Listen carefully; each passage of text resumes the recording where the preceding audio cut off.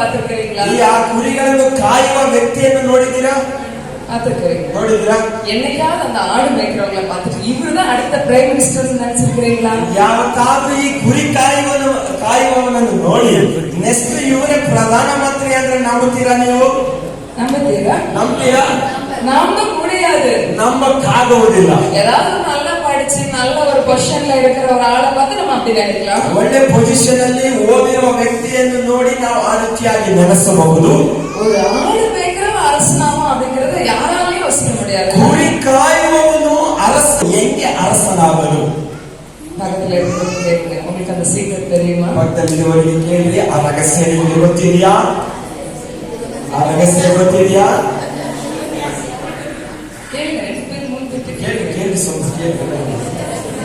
ಕುರಿ ಕಾಯ್ದ ದಾವೀದನು ಅರಸನಾಗಿ ರಹಸ್ಯ ಗೊತ್ತಿದೆಯಾ? என்ன சொல்றாங்க? ಪಕ್ಕದಲ್ಲಿರುವವರು ಏನ್ ಹೇಳ್ತಿದ್ದಾರೆ? அவங்களும் அதே கேள்விதான் கேட்டாங்க, யாரும் ஆன்சர் பண்ணல. ಅವರು ಅದೇ ಪ್ರಶ್ನೆ ಕೇಳ್ತಾ ಇದ್ದಾರೆ, ಯಾರು ಉತ್ತರ ಕೊಡ್ತಾ ಇಲ್ಲ ಅಂತ ಹೇಳ್ತಿದ್ದೀರಾ? நான் உங்களுக்கு சில சீக்ரெட்ஸ் சொல்லி தரேன். ನಾನು ನಿಮಗೆ ಸ್ವಲ್ಪ ರಹಸ್ಯಗಳನ್ನು ತಿಳಿಸಲಿಕ್ಕೆ. ஒருவேளை நிறைய தடவை தாவீதை பற்றி நான் பேசுறது நீங்க கேட்டிருக்கலாம். ನೀವು ಅನೇಕ ಸಾರಿ ನಾನು ದಾವೀದನ ಕುರಿತು ಮಾತನಾಡಿರುವುದನ್ನು ಕೇಳಿಸಿರಬಹುದು. எனக்கு ரொம்ப பிடிக்கும், ನನಗೆ ತುಂಬಾ ಇಷ್ಟ. ஆண்டவருக்கு நம்மளை விட அதிகமா அவர் பிடிக்கும். ದೇವರಿಗೆ ದಾವೀದನನ್ನು ನಮಗಿಂತ ಹೆಚ್ಚಿನದಾಗಿ ದೇವರಿಗೆ ತುಂಬಾ ಇಷ್ಟ. ஆண்டவர் தாவீதை பற்றி சொல்லும்போது என் இதயத்துக்கு ஏற்றவன், close to my heart. ದೇವರು ದಾವೀದನನ್ನು ನೋಡಿ ಹೇಳಬೇಕಾದ್ರೆ ಈ ದಾವೀದನು ನನ್ನ ಹೃದಯಕ್ಕೆ ಮೆಚ್ಚಿದವನು ಎಂಬುದಾಗಿ ದೇವರು ಹೇಳ್ತಾ ಇದ್ದಾರೆ. There is a secret. ಅಲ್ಲಿ ಒಂದು ರಹಸ್ಯವಿದೆ. நம்ம ஆடு மேய்க்கிறவங்களா இருக்கலாம், நம்ம ಲೆವೆಲ್ ಕೀழே இருக்கலாம், ನಾವು ಕುರಿ ಕಾಯುವವರಾಗಿರಬಹುದು, ಇಲ್ಲ ಅದಕ್ಕಿಂತ ಕೆಳಗಡೆ ಇರುವ ಪರಿಸ್ಥಿತಿಯಲ್ಲಿ ಆಗಿರಬಹುದು. ஆண்டவருடைய இருதயத்துக்கு பிரியமா மாறிட்டோம் அப்படின்னா, ನಾವು ದೇವರ ಹೃದಯಕ್ಕೆ ಮೆಚ್ಚುವ ರೀತಿಯಲ್ಲಿ ನಾವು ಬದಲಾವಣೆ ಆದ್ರೆ ನಮ್ಮ அரசனாகிறத யாராலையும் தடுக்க ನಾವು முடியாது. ಅರಸನಾಗುವುದನ್ನು ಯಾರಿಂದಲೂ ತಡೆ ಮಾಡಲು விசுவாசம் இல்லாம இப்படி பார்த்துட்டு கூடாது. ನಂಬಿಕೆಯಿಲ್ಲದವರಾಗಿ ನೋಡಬೇಕು. ನಮ್ಮ ಕುರಿತಾಗಿ ಮಾತನಾಡ್ತಾ ಇದ್ದಾರೆ ಅಂತ ಕೇಳಬೇಕು. நம்மளை பற்றி தான் ஆண்டவர் சொல்றாரு. ನಮ್ಮ ಕುರಿತಾಗಿ ದೇವರು ಮಾತನಾಡ್ತಾ ಇರುವುದು. ஆண்டவருக்கு பிரியமா இருக்கிறது எப்படி? ದೇವರಿಗೆ ಮೆಚ್ಚುಗೆಯಾಗಿ ಜೀವಿಸುವುದು ಹೇಗೆ? ಬೈಬಲ್ எடுத்துக்கோங்க, 34வது சங்கீதம். ಬೈಬಲ್ ಅಲ್ಲಿ ಕೀರ್ತನೆಗಳು 34ನೇ ಕೀರ್ತನೆಗಳನ್ನು எடுத்தவங்க 1வது வசனம். ಮೊದಲನೇ ವಾಕ್ಯವನ್ನು ಓದಿ. 34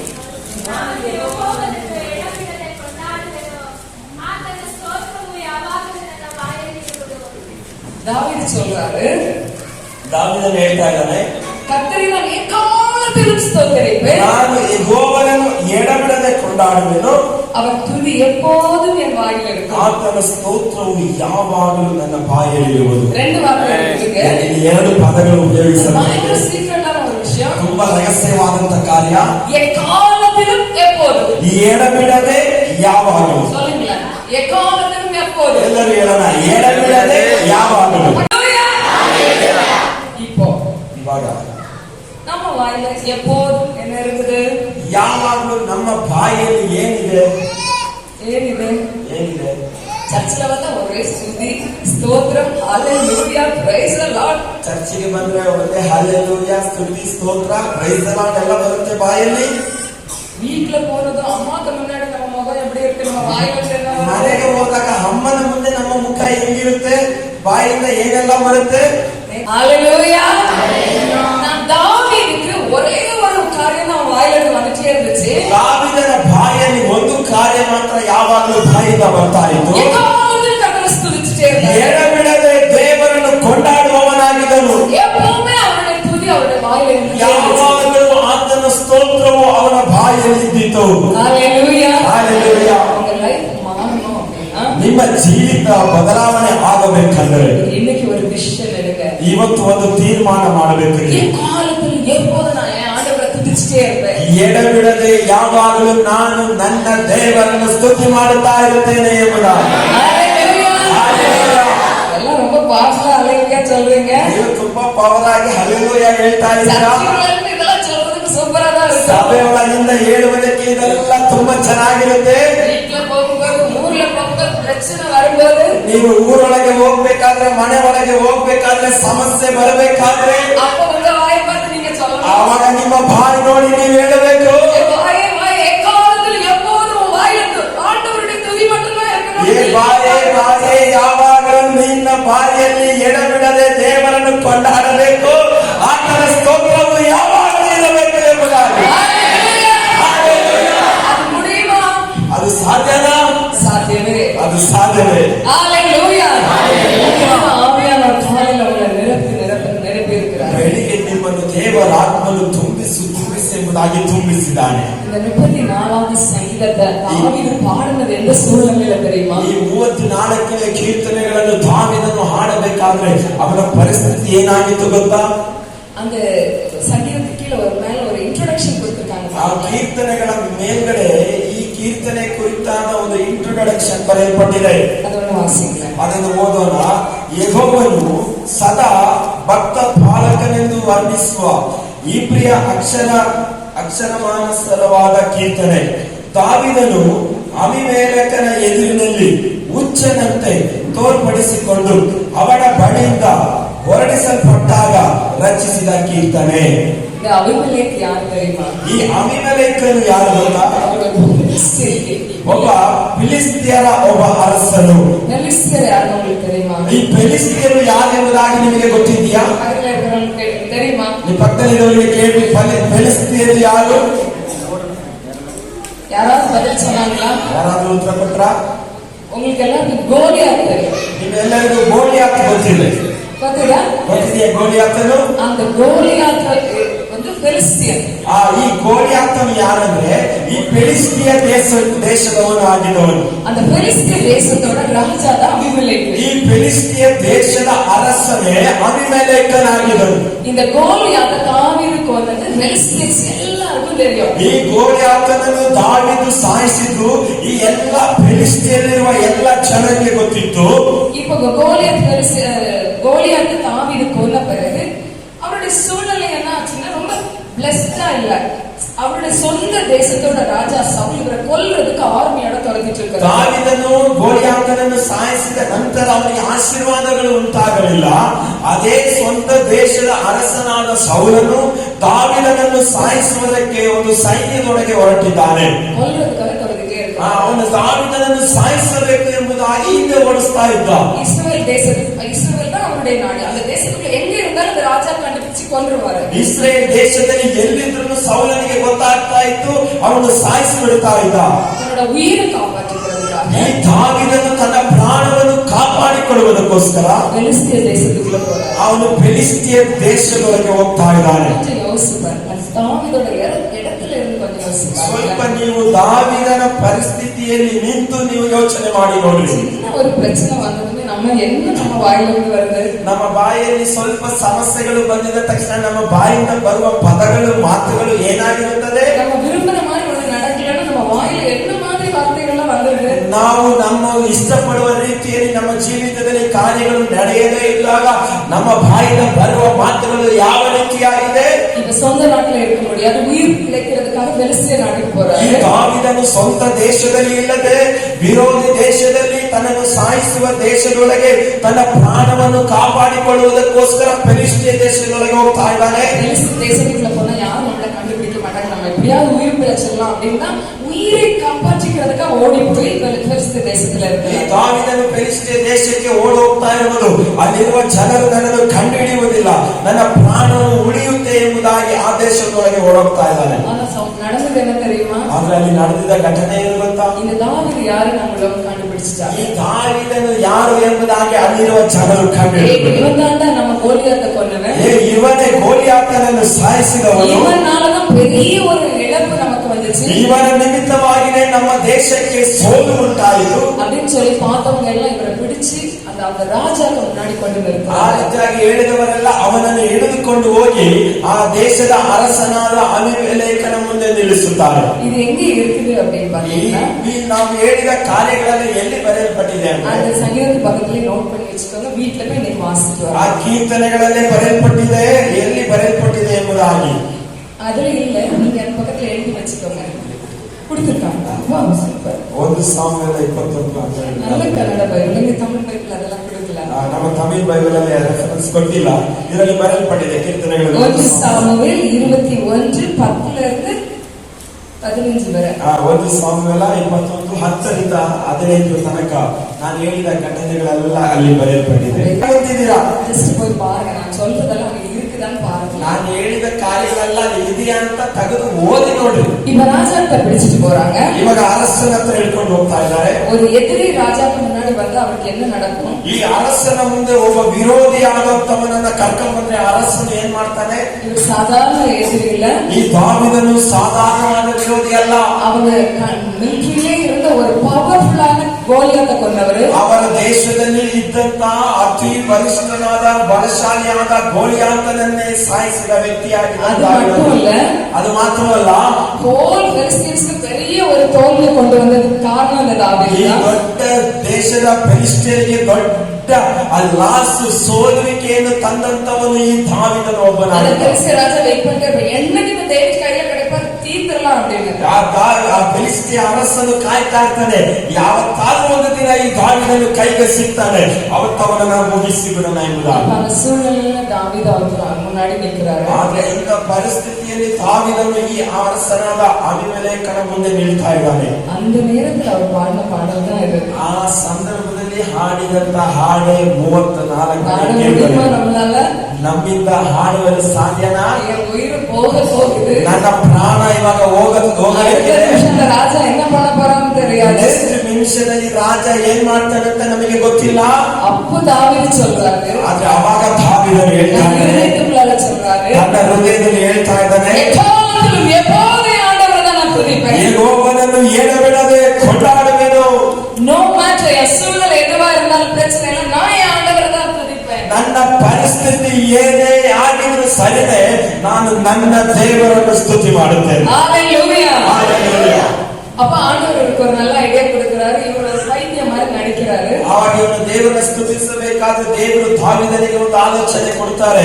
ಅವನು ಆ ಅರಸನಾದ ಅಬೀಮೆಲೆಕನ ಮುಂದೆ ಹುಚ್ಚನ ಹಾಗೆ ನಟಿಸುವವನಾಗ್ತಾನೆ. அப்ப அந்த ராஜா பார்க்கற, என்ன நீ ஒரு பைத்தியக்காரன் கூட்டு வந்து நீட்டு கூட்டிட்டு போங்க அப்படின்னு கூட்டிட்டு வந்தவங்களெல்லாம் திட்டி அனுப்பி ಅರಸನು ನೋಡ್ತಾನೆ, ಇವನೇನು ಹುಚ್ಚನಾಗಿದ್ದಾನೆ, ಇವನು ಯಾಕೆ ನನ್ನ ಮುಂದೆ ಕರ್ಕೊಂಡು ಬಂದಿದ್ರ, ಇವನೆಲ್ಲಿಂದ ಕರ್ಕೊಂಡು ಹೋಗ್ಬಿಡ್ರಿ ಎಂಬುದಾಗಿ உயிர் பிழைத்து வந்த தாவீது ஆண்டவருக்கு நன்றி செலுத்தின ஒரு சங்கீதம் தான் இந்த சங்கீதம். ತನ್ನ ಪ್ರಾಣವನ್ನು ಉಳಿಸಿಕೊಂಡು ತಿರುಗಿ ಬಂದ ದಾವೀದನು ದೇವರಿಗೆ ಕೃತಜ್ಞತೆ ಸಲ್ಲಿಸಿದ ಕೀರ್ತನೆ ಈ ಕೀರ್ತನೆ ಆಗಿದೆ. சூழ்நிலை எதிராகும் போது நம்முடைய வாயிலிருந்து என்ன வருது? ಪರಿಸ್ಥಿತಿಗಳು ವಿರೋಧವಾಗಿ ಇರಬೇಕಾದ್ರೆ ನಮ್ಮ ಬಾಯಿಂದ ಬರುವ ಮಾತುಗಳು ಏನು? எல்லாம் சரியா இருக்கும்போது வாயிலிருந்து வர்ற வார்த்தையை பற்றி எப்பவுமே நம்ம நல்ல வார்த்தைகள் தான் பேசுவோம். ಎಲ್ಲ ಪರಿಸ್ಥಿತಿಗಳು ಸರಿಯಾಗಿರಬೇಕಾದ್ರೆ ನಮ್ಮ ಬಾಯಿಂದ ಒಳ್ಳೆ ಮಾತುಗಳೇ ಬರುತ್ತೆ ಹೊರತು ಬೇರೆ ಏನು ಬರುವುದಿಲ್ಲ. ஆனா ஆண்டவர் எப்ப தெரியுமா நம்மளுக்கு ரொம்ப உன்னித்து கவனிக்கிறாரு? ಯಾವಾಗ ದೇವರು ನಮ್ಮನ್ನು ಗಮನದಿಂದ ಗಮನಿಸ್ತಾರೆ ಗೊತ್ತಾ? எல்லாரும் எதிராக நிற்கும் போது, சூழ்நிலை மோசமா இருக்கும்போது அவரை துதிக்கிறோமா அப்படின்னு பாருங்க. ನನಗೆ ವಿರೋಧವಾಗಿ ಎಲ್ಲರೂ ನಿಲ್ಲಬೇಕಾದ್ರೆ, ನನ್ನ ಪರಿಸ್ಥಿತಿಗಳು ನನಗೆ ವಿರೋಧವಾಗಿ ಇದ್ದಾಗ ಈ ಮಗನ ಬಾಯಿಯಿಂದ ಯಾವ ಮಾತುಗಳು ಬರುತ್ತೆ ಅಂತ ಹೇಳಿ ದೇವರು ನಮ್ಮನ್ನು ಗಮನಿಸುತ್ತಾರೆ. ಇವರಿಗೆ ಉದವಿ செய்யறதுக்கு யாருமே இல்லை. ಈ ದಾವೀದನಿಗೆ ಸಹಾಯ ಮಾಡುವುದಕ್ಕೆ ಯಾರು ಇಲ್ಲ. அடுத்த நிமிஷம் உயிரோட இருக்குமா இல்லையாங்கிற ஒரு சூழ்நிலை. ಮುಂದಿನ ನಿಮಿಷ ಜೀವನದ ಇರುತ್ತೇನೋ ಇಲ್ಲ ಎಂಬುದಾಗಿ ಗೊತ್ತಿಲ್ಲ. ஆனா அவர் ஒரு டிசிஷன் எடுத்தாரு. ಆದ್ರೆ ದಾವೀದನು ಒಂದು ತೀರ್ಮಾನ ಮಾಡ್ತಾನೆ, எக்காலத்திலும் எப்போதும் ஆண்டவரை துதிச்சுட்டே இருப்பேன். ನಾನು ಯಾವಾಗಲೂ ನನ್ನ ದೇವರನ್ನು ಎಡಬಿಡದೆ ಸ್ತುತಿಸುವವನಾಗಿರುತ್ತೇನೆ. பிரச்சனைகள் ஆண்டவரை துதிச்சு பாருங்க. ನಿಮ್ಮ ಸಮಸ್ಯೆಗಳ ಮಧ್ಯದಲ್ಲಿ ದೇವರನ್ನ ಸ್ತುತಿ ಮಾಡಿಕೊಳ್ಳಿ. உங்க பிரச்சனைகள் மாறுகிறது மாத்திரம் இல்ல, ನಿಮ್ಮ ಸಮಸ್ಯೆಗಳು ಮಾರ್ಪಡುವುದು ಮಾತ್ರವಲ್ಲ, உங்க வாழ்க்கை உயர்வு வர்றது மாத்திரம் இல்ல, ನಿಮ್ಮ ಜೀವಿತ ಉನ್ನತ ಸ್ಥಾನಕ್ಕೆ ಬರುವುದು ಮಾತ್ರವಲ್ಲ, உங்க மூலமா அநேகர் ஆசீர்வதிக்கப்படுவாங்க. ನಿಮ್ಮ ಮೂಲಕವಾಗಿ ಅನೇಕರು ಆಶೀರ್ವದಿಸಲ್ಪಡಬೇಕಿಲ್ಲ. ஹalleluya. நம்ம வாயிலிருந்து எப்பவுமே துதிக்கிற சத்தம் தான் வந்துட்டே இருக்கணும். ನಮ್ಮ ಬಾಯಿಯಿಂದ ಯಾವಾಗಲೂ ಸ್ತೋತ್ರದ ಗೀತೆಗಳು, ಸ್ತೋತ್ರದ ಪದಗಳೇ ಬಾಯಿಂದ ಬರ್ತಾ ಇರಬೇಕು. நாம ஒரு ஆண்டவரோடு நின்று சூப்பர் நேச்சுரல் ரிலம்ல இருக்கிறவர்கள். ನಾವು ದೇವರೊಂದಿಗೂ ಆತ್ಮಿಕ ಮಂಡಲದಲ್ಲಿ ಇರುವಂತವರು. ನಾವು ನಮ್ಮ ಸೂழ்நிலை பார்த்து பேசக்கூடாது. ನಾವು ಯಾವತ್ತೂ ನಮ್ಮ ಪರಿಸ್ಥಿತಿಗಳನ್ನು ನೋಡಿ ಮಾತನಾಡಬಾರದು. ದೇಶದಲ್ಲಿ ನಡೆಯುವ ಕಾರ್ಯಗಳನ್ನು ನೋಡಿದ್ರೆ ನಮ್ಮ ಕೈಯಲ್ಲಿ ನೋಡಕ್ ಆಗ್ತಾ ಇಲ್ಲ, ಇವ್ರು ಹಿಂಗ್ ಮಾಡ್ತಿದ್ದಾರೆ, ಅವ್ರು ಹಿಂಗ್ ಮಾಡ್ತಿದ್ದಾರೆ, ಇದೆಲ್ಲ ನೋಡಕ್ಕೂ ಸಾಧ್ಯ ಇಲ್ಲಪ್ಪ ಎಂಬುದಾಗಿ ಹೇಳ್ತೀವಿ. அதை பேசுறதுக்கு ஆண்டவர் நம்மளை அபிஷேகிக்கல. ಅದನ್ನು ಮಾತನಾಡುವುದಕ್ಕೆ ದೇವರು ನಮ್ಮನ್ನು ಅಭಿಷೇಕ ಮಾಡಿಲ್ಲ. ನಮ್ಮ ಬಾಯಿக்குள்ள ஒரு அதிகாரத்தை ஆண்டவர் தந்திருக்கிறார். ದೇವರು ಇವತ್ತು ನಮ್ಮ ಬಾಯಲ್ಲಿ ಒಂದು ಅಧಿಕಾರವನ್ನು ಇಟ್ಟಿದ್ದಾರೆ. சூழ்நிலைக்கு எதிராக பேசும்படியாக, ಪರಿಸ್ಥಿತಿಗಳಿಗೆ ವಿರೋಧವಾಗಿ ಮಾತನಾಡುವ. இன்னைக்கு எப்படி வேணாலும் இருக்க, என் தேசம் மாறும். ಇಲ್ಲಿ ನಮ್ಮ ದೇಶ ಯಾವ ಪರಿಸ್ಥಿತಿಯಲ್ಲಾಗಿರಲಿ, ನಮ್ಮ ಬಾಯಿಂದ ನನ್ನ ದೇಶ ಬದಲಾವಣೆ ಆಗುತ್ತೆ. சூழ்நிலை பார்த்து பேசணும், ಫೈನಾನ್ಷಿಯಲ್ ಕಂಡೀಷನ್ பார்த்து பேசணும், உங்க ಹೆಲ್ತ್ பார்த்து பேசுங்க. ನಿಮ್ಮ ಪರಿಸ್ಥಿತಿಗಳನ್ನು ನೋಡಿ ಮಾತನಾಡಿ, ನಿಮ್ಮಲ್ಲಿರುವ ಹಣದ ಸಮಸ್ಯೆಯನ್ನು ನೋಡಿ ಮಾತನಾಡುವವರಾಗಿರಿ. அப்படி நீங்க செய்யும்போது, ನೀವು ಹಾಗೆ ಮಾಡಬೇಕಾದ್ರೆ ஆண்டவருடைய கண்கள் உங்க மேல நோக்கமாயிருக்கும். ದೇವರ ಕಣ್ಣುಗಳು ನಿಮ್ಮನ್ನು ನೋಡುವಂತದಾಗಿರುತ್ತದೆ. அவருக்கு பிரியமாய் நீங்க மாற ஆரம்பிங்க. ನೀವು ದೇವರಿಗೆ ಇಷ್ಟವುಳ್ಳ ಪಾತ್ರೆಯಾಗಿ ಮಾರ್ಪಡ್ತಾ ಇರ್ತೀರಾ. நிறைய நேரத்துல சந்தோஷமா இருக்கும், துதிப்போம், சந்தோஷமா இருக்கும், மற்றவங்களுக்கு ஆண்டவரை பற்றி சொல்லலாம். ನಾವು ಅನೇಕ ಸಮಯಗಳಲ್ಲಿ ಸಂತೋಷವಾಗಿರುವಾಗ ಸ್ತುತಿ ಮಾಡ್ತೀವಿ, ಸಂತೋಷವಾಗಿರುವಾಗ ದೇವರ ಕುರಿತಾಗಿ ಬೇರೆಯವರಿಗೆ ಸಾರುವವರಾಗಿರ್ತೀವಿ. ಆದರೆ ரொம்ப நெருக்கமான நேரத்துல தாவீது முதல்ல செய்த விஷயம், அவர் தேவனை துதித்தார். ಆದ್ರೆ ದಾವೀದನು ಇಕ್ಕಟ್ಟಾದ ಸಂದರ್ಭದಲ್ಲಿ ಮೊದಲು ದಾವೀದನು ದೇವರನ್ನು ಸ್ತುತಿ ಮಾಡಿದ. 3வது வசனத்தில் சொல்லப்பட்டிருக்கிறது, 3ನೇ ವಾಕ್ಯದಲ್ಲಿ ಈ ರೀತಿಯಾಗಿ ಬರೆಯಲ್ಪಟ್ಟಿದೆ, என்னோடு கூட கர்த்தரை மகிமைப்படுத்துங்கள், ನನ್ನೊಡನೆ ಯೆಹೋವನನ್ನು ಕೊಂಡಾಡಿರಿ, நாம் ஒருமித்து அவர் நாமத்தை உயர்த்துவோமாக. ನಾವು ಒಟ್ಟಾಗಿ ಆತನ ಹೆಸರನ್ನು ಗಣಪಡಿಸೋಣ. மோசமான சூழ்நிலையில இவர் ஆண்டவரை துதிக்கிறது மாத்திரமல்ல, ಮೋಸವಾದ ಪರಿಸ್ಥಿತಿಯಲ್ಲಿ ದಾವೀದನು ಮಾತ್ರ ದೇವರನ್ನ ಸ್ತುತಿ ಮಾಡ್ತಾ ಇಲ್ಲ, மற்றவர்களை ஆண்டவரை துதிக்கிறதுக்கு என்கரேஜ் பண்றாரு. ಇನ್ನ ಅವನ ಜೊತೆಗೆ ಇರುವವರನ್ನು ದೇವರನ್ನ ಸ್ತುತಿಸುವುದಕ್ಕೆ ಸಹಾಯ ಮಾಡ್ತಾ ಇದ್ದಾನೆ. சிலர் சொல்றத கேட்டிருக்கிறேன், ನಾನು ಈ ರೀತಿಯಾಗಿ ಜನರು ಹೇಳುವುದನ್ನು ಕೇಳಿಸಿಕೊಂಡಿದ್ದೇನೆ. லைஃப்ல எல்லாம் ஓகே ஆனா நான் ஆண்டவருக்காக எதையாவது செய்றேன், ನನ್ನ ಜೀವಿತದಲ್ಲಿ ಎಲ್ಲ ಸರಿಯಾದ್ರೆ ನಾನು ದೇವರಿಗಾಗಿ ಏನಾದ್ರು ಮಾಡ್ತೀನಿ ಅಂತ ಹೇಳ್ತಾರೆ. உங்களுக்கு ஒரு நல்ல செய்தி, ಇವತ್ತು ನಿಮಗೆ ಒಂದು ಒಳ್ಳೆಯ ಸುದ್ದಿ, உங்க அந்த பிரச்சனை உங்களை விட்டு போகாது. ನಿಮ್ಮನ್ನು ಬಿಟ್ಟು ಆ ಸಮಸ್ಯೆ ಹೋಗುವುದಿಲ್ಲ. நீங்க பிரச்சனையான நேரத்துல ஒரு முடிவெடுக்கணும். ನೀವು ಸಮಸ್ಯೆಗಳು ಇರುವ ಸಂದರ್ಭದಲ್ಲಿ ತೀರ್ಮಾನ ಮಾಡಬೇಕು. நான் இந்த சூழ்நிலை ஆண்டவரை பற்றி மற்றவங்களுக்கு சொல்றேன், ನಾನು ಇಂಥ ಪರಿಸ್ಥಿತಿಯಲ್ಲೇ ನನ್ನ ದೇವರ ಕುರಿತಾಗಿ ನಾನು ಸಾಕ್ಷಿ ಹೇಳುವವನಾಗ್ತೀನಿ. ஆண்டவர் நல்லவர் என்பதை நான் சொல்லுவேன். ನನ್ನ ದೇವರು ಒಳ್ಳೆಯವರು ಎಂಬುದಾಗಿ ನಾನು ಸಾರುವವನಾಗ್ತೀನಿ ಎಂಬುದಾಗಿ ಕಷ್ಟದ ಪರಿಸ್ಥಿತಿಯಲ್ಲಿ ತೀರ್ಮಾನ ಮಾಡಬೇಕು ನೀವು. ஹalleluya. இப்படி தாவீது சொன்னதனால, ಈ ರೀತಿಯಾಗಿ ದಾವೀದನು ಹೇಳಿದ ನಿಮಿತ್ತದಿಂದ அவரை சுற்றி எவ்வளவு மோசமான சூழ்நிலைனாலும் அவருக்கு ஒரு பயமே இல்லையா. ದಾವೀದನ ಸುತ್ತೂರ ಎಂತ ಪರಿಸ್ಥಿತಿಗಳು ಬಂದ್ರು ಅವನಿಗೆ ಸ್ವಲ್ಪವೂ ಭಯವಿರಲಿಲ್ಲ. பக்கத்துல இருக்கிறவங்களுக்கு சொல்லுங்க, பயமே இல்ல, ಪಕ್ಕದಲ್ಲಿರುವವರನ್ನು ನೋಡಿ ಹೇಳಿ, ಭಯನೇ ಇಲ್ಲ, பயமே இல்ல. ಭಯನೇ ಇಲ್ಲ. அவர் அற்புதங்களின் தேவன். ನನ್ನ ದೇವರು ಅದ್ಭುತಗಳನ್ನು ಮಾಡುತ್ತಾನೆ. சூழ்நிலைக்கு மேல அவரை விசுவாசிச்சு பாருங்க. ನಿಮ್ಮ ಪರಿಸ್ಥಿತಿಗಳ ಮಧ್ಯದಲ್ಲಿ ದೇವರ ಮೇಲೆ ನಂಬಿಕೆ ಇಟ್ಟು ನೋಡ್ರಿ. அவர் உங்களுக்கு செய்யாத யாரும் செய்வார். ದೇವರು ನಿಮಗೆ ಮಾಡದೆ ಯಾರಿಗೆ ಮಾಡ್ತಾರೆ? இவர் அழகா சொல்றாரு, ದಾವೀದನು ಸುಂದರವಾಗಿ ಹೇಳ್ತಾರೆ, 4வது வசனத்துல, 4ನೇ ವಾಕ್ಯ, நான் கர்த்தரை தேடினேன், அவர் எனக்கு செவி கொடுத்து என்னுடைய எல்லா பயத்துக்கும் என்னை நீங்களாக்கி விட்டார். ನಾನು ಆತನ ಯೆಹೋವನ ಸನ್ನಿಧಿಯಲ್ಲಿ ಬೇಡಿಕೊಳ್ಳಲು ಆತನು ಸದುತ್ತರವನ್ನು ಕೊಟ್ಟು ಎಲ್ಲಾ ಭೀತಿಯಿಂದ ನನ್ನನ್ನು ತಪ್ಪಿಸಿದನು. ஹalleluya. பக்கத்துல இருக்கிறவங்க கை பிடிச்சு சொல்லுங்க, உங்களுக்கு எல்லா பயமும் மாற போகுது. ಕೈ ಹಿಡಿದು ನಿಮ್ಮ ಭಯವೆಲ್ಲ ದೇವರು ಮಾರ್ಪಡಿಸಲ್ಲ. ஹalleluya. பயப்படாம இருக்க ஒரு ஆளை பத்தி சொல்றேன். ನಾನು ಭಯಪಡದೆ ಇರುವಂತಹ ಒಬ್ಬ ವ್ಯಕ್ತಿಯ ಕುರಿತಾಗಿ ಹೇಳ್ತೀನಿ. அந்த ஆளோட பழைய ಹಿಸ್ಟರಿ பார்த்தீங்கன்னா பயங்கர பயம். ಆ ಮನುಷ್ಯನ ಹಳೆಯ ಚರಿತ್ರೆಯನ್ನು ನೋಡಿದ್ರೆ ಅವನಿಗೆ ತುಂಬಾ ಭಯ ಇರುವಂತ ವ್ಯಕ್ತಿ. அவருக்கு பேர் பீட்டர். ಅವನ ಹೆಸರು ಪೇತ್ರನು ಎಂಬುದಾಗಿ. எத்தனை பேருக்கு பேதுரு தெரியும்? ಎಷ್ಟು ಜನರಿಗೆ ಈ ಪೇತ್ರನು ಗೊತ್ತು? ಗೊತ್ತಾ? ಅವರು ಯಾರು? ಈ ಪೇತ್ರನು ಯಾರು? ನೀರು ಬಿಡಿக்கிறವರು. அப்புறம் ಮತ್ತೆ ಮುಂದೆ ಪೇತ್ರನು ಯಾರು? எத்தனாவது சிஷ்யர்? ಎಷ್ಟನೇ ಶಿಷ್ಯ?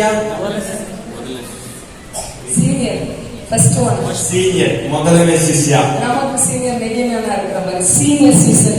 ನಮಗೆ ಸೀನಿಯರ್ ನೆಗೆಮನ್ನ ಇರೋ ತರ ಪೇತ್ರನು ಸೀನಿಯರ್ ಆಗಿದ್ದಂತ ಶಿಷ್ಯನು. அந்த சீனியர் சீசன் என்ன பண்ணாரு? நம்ம அண்ணாவை பற்றி சொல்லல, பேதுருவை பற்றி சொல்லல. ನಾನು ಪೇತ್ರನ ಕುರಿತಾಗಿ ಹೇಳ್ತಾ ಇದ್ದೀನಿ, ಗಮನಿಸ್ರಿ. 3 வருஷம் இயேசு கூட இருந்திருக்கிறாரு. 3.5 ವರ್ಷ ಯೇಸುವಿನೊಂದಿಗೆ ನಡೆದು இயேசு செய்த அற்புதத்தை பார்த்திருக்கிறாரு. ಯೇಸುವಿನ ಅದ್ಭುತಗಳನ್ನು ನೋಡಿದ್ದಾರೆ. போகிற இடங்களெல்லாம் கூட்டமா ஜனங்கள் விடுதலையாகிறத ಹೋಗುವ பார்க்கிறாரு. ಸ್ಥಳಗಳಲ್ಲೆಲ್ಲ ಗುಂಪಾಗಿ ಬಿಡುಗಡೆಗಳನ್ನು ನೋಡಿದ್ರು. இந்த 3 வருஷம் முடியும் போது, ಆದ್ರೆ 3.5 ವರ್ಷ ಮುಗಿಬೇಕಾದ್ರೆ இயேசுவை சிலுவையில் அறையறது பிடிச்சு கொண்டு போறாரு. ಯೇಸುವನ್ನು ಶಿಲುಬೆಗೆ ಹಾಕುವುದಕ್ಕೆ ಹಿಡ್ಕೊಂಡು ಹೋಗ್ತಾ ಇದ್ದಾರೆ. நம்ம பேதுருக்கு பயம் வந்துருச்சு. ಪೇತ್ರನಿಗೆ ಭಯ ಬಂದ್ಬಿಡ್ತು. நம்மளதான் கூடயே போயிட்டு இருந்தோம். ಅಯ್ಯೋ ನಾವೆಲ್ಲ ಯೇಸುವಿನೊಂದಿಗೆ ಹೋಗ್ತಾ ಇದ್ದೆ. யாராவது நம்ம அவர் கூட இருக்கணும் தெரிஞ்சிட்டு நம்மளே பிடிச்சு ಸಿಲುಬೆಗೆ ಅರೆಸುವಾಗ. ಅಯ್ಯೋ ನಾನು ಯೇಸುವಿನೊಂದಿಗೆ ಇದ್ದೇನೆ ಎಂಬುದಾಗಿ ಯಾರಿಗಾದ್ರೂ ಗೊತ್ತಾದ್ರೆ ನನ್ನನ್ನು ಹಿಡಿದು ಸಿಲುಬೆಗೆ ಹಾಕ್ಬಿಡ್ತಾರೆ. உயிர் பயம் வந்துரும். ಅವನಿಗೆ ಪ್ರಾಣದ ಭಯ ಬಂತು. உயிர் பயம் வந்துரும். ಅವನಿಗೆ ಪ್ರಾಣದ ಭಯ ಬಂತು. நான் இப்படி சொன்னா உங்களுக்கு புரியாது. உங்க பாஸ்டர் யார் பிடிச்சிட்டு போறாங்க கூட நிப்பீங்களா? ನಿಮ್ಮ ಪಾಸ್ಟರ್ನ ಯಾರಾದ್ರೂ ಹಿಡ್ಕೊಂಡು ಹೋಗಕ್ಕೆ ಇದ್ದಾಗ ಅವ್ರ ಜೊತೆ ನೀವು ನಿಲ್ತೀರಾ? ಪಾಸ್ಟರ್ ಎಲ್ಲಾರೇ ಅರೆಸ್ಟ್ பண்ண போறோம் அப்படின்னு ಆರ್ಡರ್ ಇருக்கு. ಪಾಸ್ಟರ್ ಜೊತೆ ಇರುವವರೆಲ್ಲ ಅರೆಸ್ಟ್ ಮಾಡ್ತೀನಿ ಅಂತ ಆರ್ಡರ್ ಬಂದಾಗ ಪಾಸ್ಟರ್ ಜೊತೆ ನಿಲ್ತೀರಾ? ಯೇಸುವೇ ಸೂರ್ಯ வரட்டும். Thank you. அப்போ ஆனா இந்த பேதுரு என்ன பண்ணிட்டாரு? ಅಲ್ಲಿ ಪೇತ್ರನು ಏನ್ ಮಾಡ್ದ? ಭಯದಿಂದ ಓಡಿ ಓಡಿ ಒಳಿಯರಾದ. ಆ ಭಯದಿಂದ ಓಡಿ ಓಡಿ ಬಚ್ಚಿಕೊಳ್ತಾ ಇದ್ದಾನೆ. ಅವರು ಸಾಧಾರಣ ವೇಲಕಾರಮ್ಮ, ಒಂದು ಸಾಧಾರಣವಾದ ಕೆಲಸದವಳು ಪಾಕರಾರು ದಾವಿದನನ್ನು ಪೇತ್ರನನ್ನು ನೋಡ್ತಾ ಇದ್ದಾರೆ. ನೀ ಯೇಸುವಿನ ಇದ್ದಾನೆ. ಪೇತ್ರನೇ ನೀನು ಯೇಸುವಿನೊಂದಿಗೆ ಇದ್ದವನಲ್ಲ. சும்மா இருந்த பயம் இன்னும் அதிகமாயிடுச்சு. பேதுருவிಗೆ ಸ್ವಲ್ಪ ಇದ್ದಂತ ಭಯ ಇನ್ನೂ ಜಾಸ್ತಿ ಆಗ್ಬಿಡ್ತು.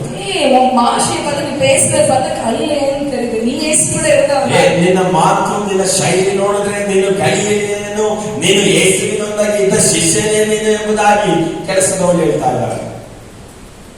ಭಯ ಮಿಗಿದಿಯಾಗಿ ಇವಳಿಗೆ ಭಯ ಇನ್ನೂ ಹೆಚ್ಚಾಗಿ என்ன மணி யார ಬಗ್ಗೆ பேசுற? ಯಾರಪ್ಪ ನೀನು? ಯಾರ ಬಗ್ಗೆ ಮಾತಾಡ್ತಿದ್ಯಾ? ಅದಾದ ಯೇಸು. ಅದೇ ಯೇಸುವಿನ ಕುರಿತು. ಯಾರ ಯೇಸು? எனக்கு அதான் தெரியாது. ಆ ಯೇಸು ನನಗೆ ಗೊತ್ತಿಲ್ಲ. ಯಾರಂತ ಬಾಬಾ ಪಾಸ್ಟರ್ ತೆರಿವೆ தெரியாது. ಯಾರ ಈ ಸೇವಕರು ನನಗೆ ಗೊತ್ತಿಲ್ಲ.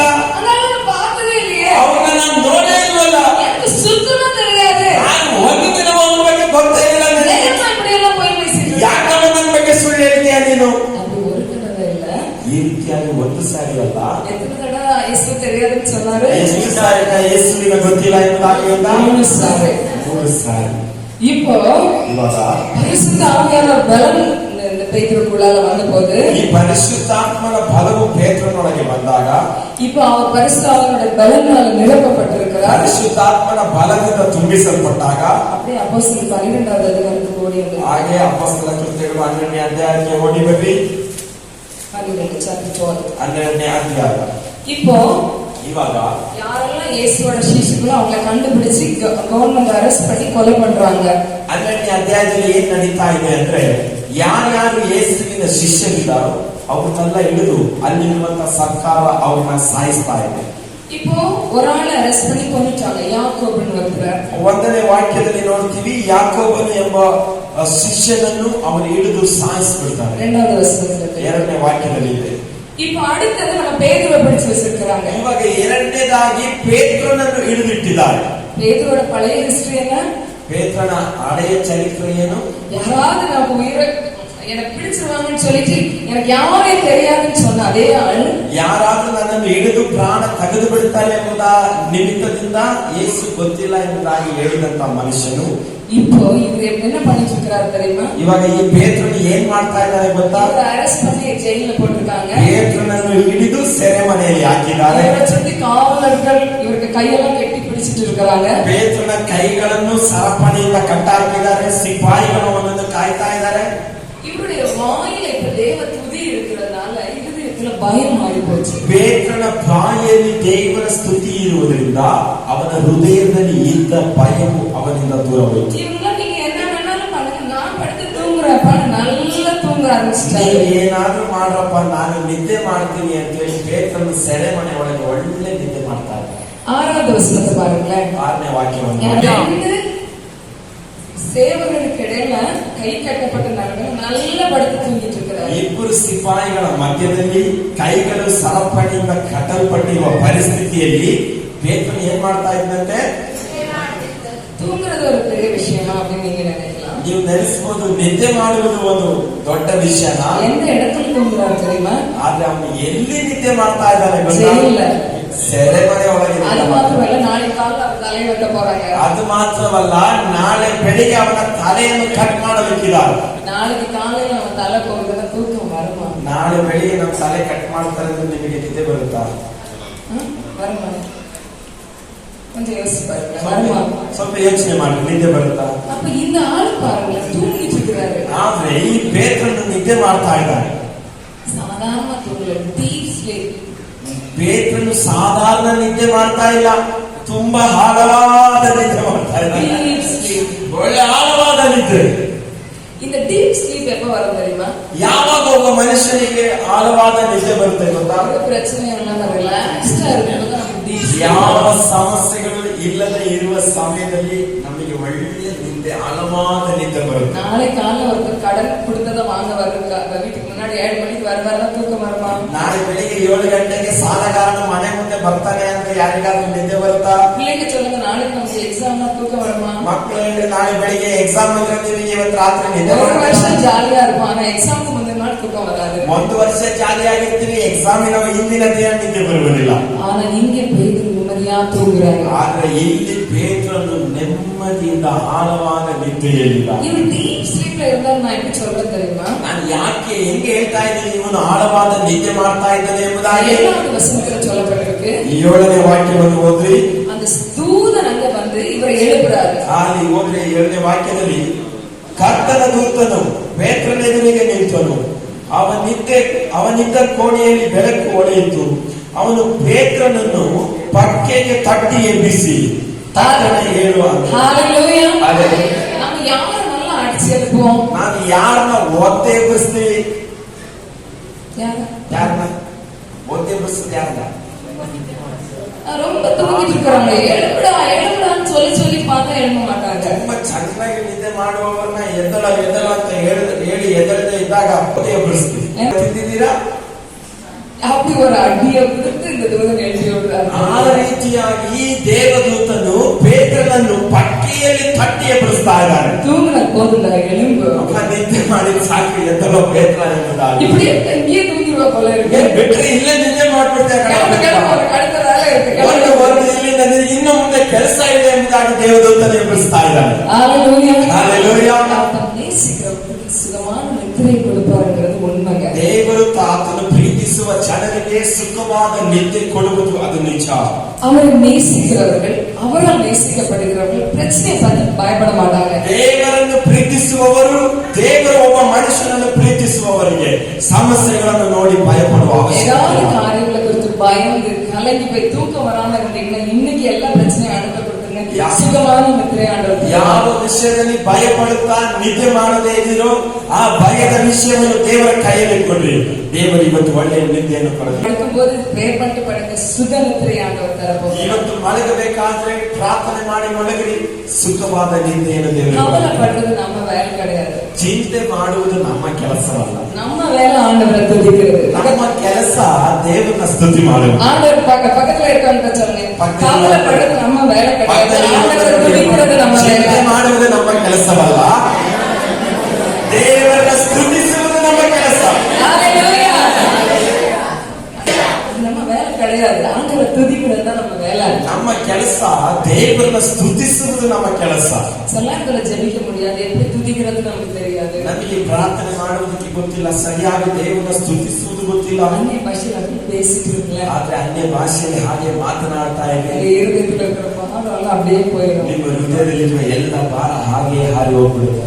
பழைய ஏற்பாட்டிலே ஆண்டவர் வல்லமையா துதிச்சது தாவீதுதான். ಹಳೆ ಒಡಂಬಡಿಕೆಯಲ್ಲಿ ಬಲವಾಗಿ ದೇವರ ಸ್ತುತಿ ಮಾಡಿದವನು ದಾವೀದ. பரிசுத்த ஆவியானவர் அவர் அப்பவே எக்ஸ்பீரியன்ஸ் பண்ணியிருக்கார். ಪರಿಶುದ್ಧಾತ್ಮನನ್ನು ದಾವೀದನು ಹಳೆ ಒಡಂಬಡಿಕೆಯಲ್ಲಿ ಆ ಕಾಲದಲ್ಲಿ ಅವನು ಅನುಭವಿಸಿದನು. அதனாலதான் சொல்றாரு, உங்களுடைய பரிசுத்த ஆவி என்னிடத்திலிருந்து எடுக்காதீங்க அப்படின்னு சொல்றாரு. ಅದಕ್ಕೆ ದಾವೀದನು ಹೇಳ್ತಾನೆ, ದೇವರೇ ನಿನ್ನ ಆತ್ಮವನ್ನು ನನ್ನಿಂದ ತೆಗೆಯಬೇಡ ಎಂಬುದಾಗಿ. ஹalleluya.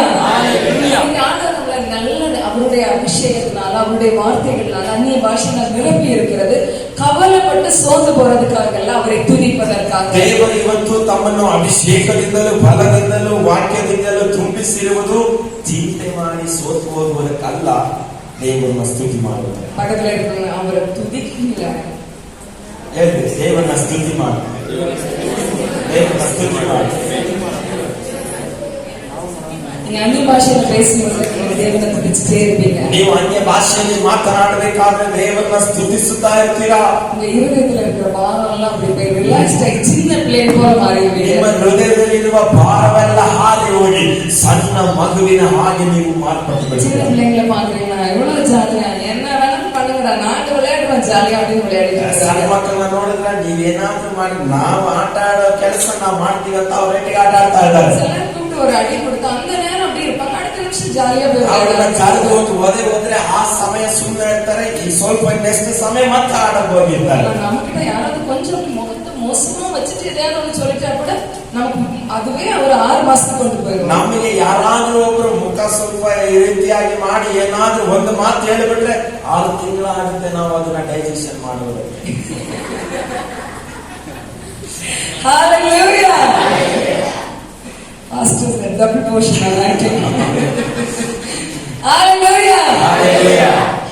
ನಮ್ಮ ಅವರ ತುದಿಕೆ ನಾವು ದೇವರನ್ನ ಸ್ತುತಿ ಮಾಡುತ್ತಾ ನಾವು பிள்ளைங்களுக்குள்ள மாற ನಾವು ಸಣ್ಣ ಮಕ್ಕಳ ಹಾಗೆ ಮಾರ್ಕೊಳ್ತೇವೆ. காலையில எல்லாரையும் கவனிச்சுட்டே இருந்தேன். ನಾನು ಬೆಳಿಗ್ಗೆ ಎಲ್ಲರನ್ನೂ ಗಮನಿಸ್ತಾ ಇದ್ದೆ. அது அபிஷேகத்துல நிரம்ப ಅಭಿಷೇಕದಲ್ಲಿ ತುಂಬುತ್ತಾ அந்த முகங்கள் எல்லாம் பிரகாசிக்க ஆரம்பிச்சது. ನಿಮ್ಮ ಮುಖಗಳೆಲ್ಲ ಪ್ರಕಾಶಗೊಳ್ಳುವುದಕ್ಕೆ ಪ್ರಾರಂಭಿಸಿದವು. அந்த முகம்ல ஏன் அப்படியே ஒரு மாதிரி இருக்கு தெரியுமா? இந்த இருதய கடினத்தினால இருதயத்துக்குள்ள தேவையில்லாததெல்லாம் தூக்கி வச்சிருக்கிறதுனாலதான் முகம் அப்படி இருக்குது. ಯಾಕೆ ನಿಮ್ಮ ಮುಖಗಳು ನೋಡುವುದಕ್ಕೆ ತುಂಬಾ ವಿಚಿತ್ರವಾಗಿ ಘೋರವಾಗಿದೆ ಅಂದ್ರೆ ಬೇಡದ ಕಾರ್ಯಗಳನ್ನೆಲ್ಲ ತಗೊಂಡು ಹೃದಯದಲ್ಲಿ ತುಂಬಿಕೊಂಡಿದ್ದೀರಾ. சீக்கிரமா வயசாயிரும். ಅದಕ್ಕೆ ನೋಡುವುದಕ್ಕೆ ಬೇಗ ವಯಸ್ಸಾಗ್ಬಿಡ್ತೀರಾ. நல்ல கவலைப்படுங்க, ಚೆನ್ನಾಗಿ ಚಿಂತೆ ಮಾಡ್ರಿ. அதை விட்டு நல்லா ஆராதிச்சுட்டே இருந்தீங்கன்னா, ಆದ್ರೆ ಅದನ್ನ ಬಿಟ್ಟು ಚೆನ್ನಾಗಿ ಆರಾಧನೆ ಮಾಡುವವರಾದ್ರೆ நீங்க இளமையாயிட்டே இருப்பீங்க, ನಿಮಗೆ ಯವನಸ್ಥರಾಗಿಯೇ ಇರ್ತೀರಾ. ஹalleluya. அதுதான் பைபிள் சொல்லுது. ಅದೇ ದೇವರ ವಾಕ್ಯ ಹೇಳ್ತಾ ಇರುವುದು. எனக்கு ஒரு ஸ்பிரிச்சுவல் ஃபாதர் இருக்கிறாரு. ನನಗೆ ಒಂದು ಆತ್ಮಿಕದ ತಂದೆ ಇದ್ದಾರೆ.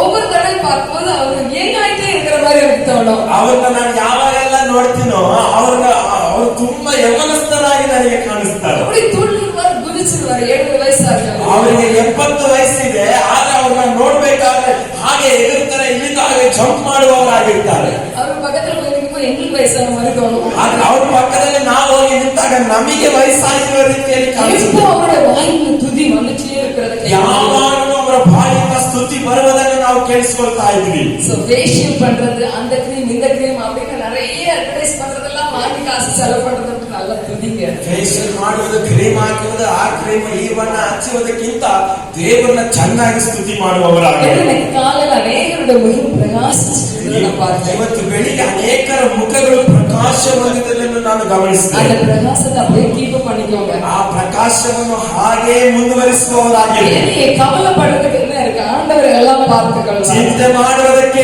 ಏನಿದೆ? ಎಲ್ಲವೂ ದೇವರು ನೋಡಿಕೊಳ್ಳಲಿಕ್ಕಿದ್ದಾರೆ. பைபிள்ல ஒரு क्वेश्चன் நம்மள பார்த்து கேக்குறாங்க. ಬೈಬಲ್ ಅಲ್ಲಿ ನಮಗೆ ನೋಡಿ ಒಂದು ಪ್ರಶ್ನೆ ಕೇಳಲ್ಪಡ್ತಾ நீ ಇದೆ. கவலைப்படுறதுனால ನೀನು ಚಿಂತೆ இந்த ಮಾಡುವುದರಿಂದ முடிய கொஞ்சம் வளர வச்சுக்க முடியுமா? ಈ ಕೂದಲನ್ನು ಸ್ವಲ್ಪ ಉದ್ದ ಮಾಡೋಕೆ ನಿನ್ನಿಂದ ಸಾಧ್ಯನಾ?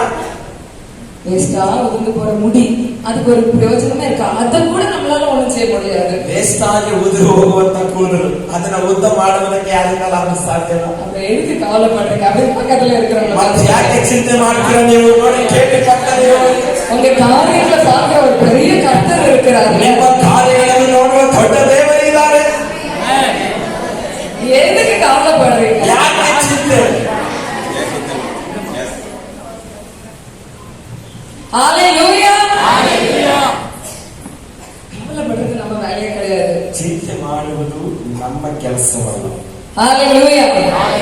நம்ம அவரை துதிக்க நம்ம வாழ்க்கையில எந்த இடத்துல நம்ம வெட்கப்பட மாட்டோம். ನಾವು ದೇವರನ್ನ ಸ್ತುತಿ ಮಾಡುತ್ತಾ ನಮ್ಮ ಜೀವಿತದಲ್ಲಿ ಯಾವ ಸ್ಥಳದಲ್ಲೂ ನಮಗೆ ನಾಚಿಕೆ ಆಗಲ್ಲ. ಸಂಗೀತ 34:5 சொல்கிறது. ಕೀರ್ತನೆಗಳು 34:5 ವಾಕ್ಯ ಹೇಳ್ತಾ ಇದೆ. அவர்கள் அவரை நோக்கி பார்த்து பிரகாசம் அடைந்தார்கள். ಅವರು ಆತನನ್ನು ದೃಷ್ಟಿಸಿ ನೋಡಿ ಪ್ರಕಾಶ ಹೊಂದಿದವರು. அவர்கள் முகங்கள் வெட்கப்படவில்லை. ಅವರ ಮುಖವು ಲಜ್ಜೆ ಪಡಲಿಲ್ಲ. பக்கத்துல இருக்கிறவங்க பார்த்து சொல்லுங்க, ஆண்டவர் உங்களை வெட்கப்பட விட மாட்டார். ಪಕ್ಕದಲ್ಲಿರೋರು ನೋಡಿ, ನೀವು ஆண்டவர் உங்களை வெட்கப்பட விட மாட்டார். ಗೊತ್ತಿಲ್ಲ?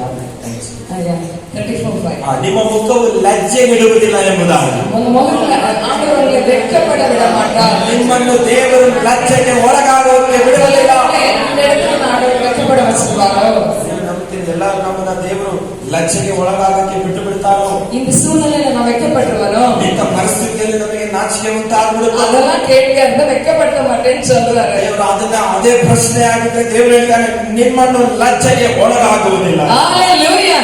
இது ஒரு குட் நியூஸ் நீங்க ஃபீல் பண்ணீங்கன்னா 4 பேருக்கு சொல்லுங்க. ಇದು ನಿಮಗೆ ಗುಡ್ ನ್ಯೂಸ್ ಅಂತ ಅನ್ಸುತ್ತೆ. 4 ಜನಕ್ಕೆ